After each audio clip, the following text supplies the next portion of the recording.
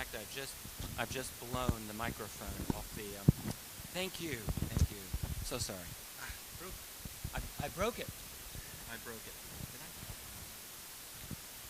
It's what I do. There we go. Okay, excellent. Can you hook me up there? I felt like the helpless damsel in distress. Thank you very much. Then we have some other statements. Can you hear me all right here? Is this good? All right, good.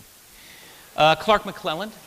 I've spoken with Clark a number of times also. He had many, many years working at Cape Canaveral and Kennedy Space Center. This is a statement he put on abovetopsecret.com. If you go to ATS, I visit it pretty frequently. He just writes here, I worked at Cape Canaveral and the Kennedy Space Center from 1958 to 1992. There are many mysteries that have been discovered during the years that we have been exploring the moon, sun, and planets. The former CEO of Lockheed Skunk Works was visiting the Cape many years ago. I asked him a question. This is Ben Rich. Ben Rich said, Clark, black budget dollars have taken the USA military at least 50 plus years beyond the present understanding of the general public and how far we are technologically advanced. You have no idea where we have gone out there. I said, Mars, sir?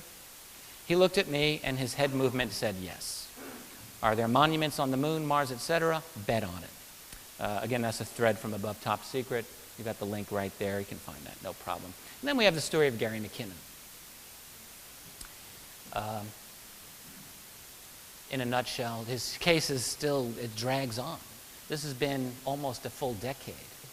And this man's life has been in limbo since he was arrested in November of 2002. And essentially, Gary McKinnon was looking for proof of UFOs and of the cover-up.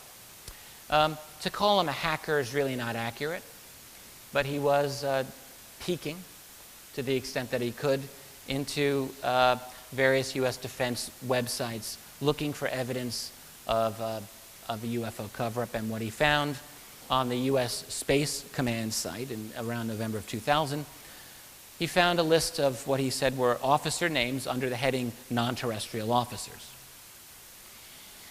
He also found a list of what were called fleet-to-fleet transfers, which had a list of ship names. None of those names were correspondent to any U.S. Navy ships.